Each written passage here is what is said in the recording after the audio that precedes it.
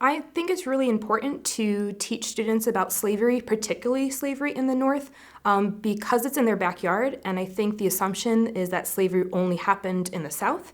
And for them to understand it happened in the Hudson Valley, the legacy of slavery still exists in the Hudson Valley, I think is really important for students. I grew up in New Jersey, and I grew up as one of those kids who thought that the North were the good guys. Before I encountered the People Not Property website and material, I have to be honest and say that I largely shunted slavery into a little box that really, frankly, did a disservice to history and to the lives of the people who endured enslavement. Learning about this history can be very overwhelming. It can be exhausting. It can be draining. However, the driving force is for people, students and teachers alike, to know that there's more to this story than what is said in the history books. What fuels the conversation, what keeps me going, is the interest of students, that they want to learn. They come with basic knowledge, so they know these enslaved people were taken against their will. They know that treatment was brutal, and they assume it was only in the South. And then they say, okay, Emancipation Proclamation, everyone's free.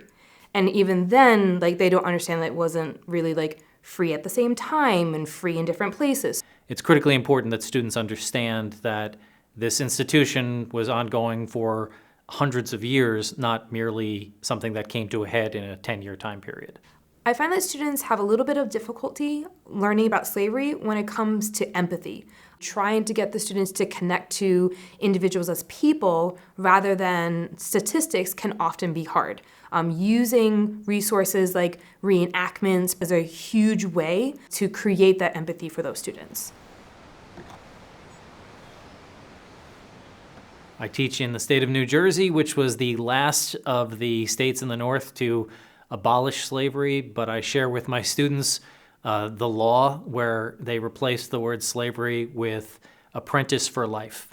The words that we use in our classrooms and our conversations with others are very powerful. You can hear a lot from a certain term that is used. So whether it's the word slave or enslaved or self-emancipation or runaway, you're trying to tell a story with a particular word. You want to know that these individuals were people.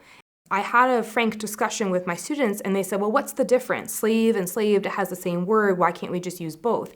And we had this, really open conversation of what's being done to a particular person versus defining that person by what's happened to them.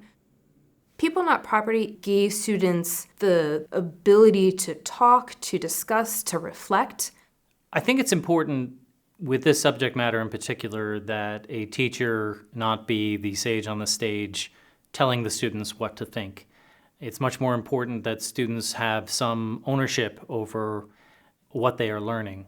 The ability to ask questions, to essentially follow their muse in terms of trying to figure out, to make sense of this terrible chapter in American history. If I'm showing runaway slave ads, because that's what they were called at the time, sometimes I won't explain what we're looking at, and I'll have them do a free write or here 30 seconds, what are your first thoughts that come to mind, and it becomes a discussion. Versus if we were looking at, say an inventory and you see, under property, you see a person's name.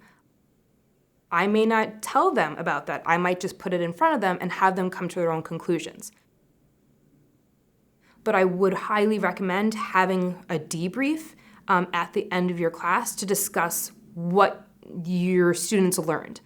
Because it is overwhelming, a lot of it's sad. Some students get angry, they're frustrated, they don't understand, and you don't want them to leave your classroom with those same feelings without at least addressing them and saying, hey, look, I know what we saw today was really difficult. As one of the few teachers of color in my building and in my district, I felt there was some self-made, but some pressure about teaching this course and doing it the right way. So to have a resource like this where students are going home and telling their parents what they've learned or telling their history teachers what they learned in their elective class brings me a lot of joy, brings me a lot of pride, knowing that I could introduce this topic. It's for all students to learn, not just students of color or not just white students.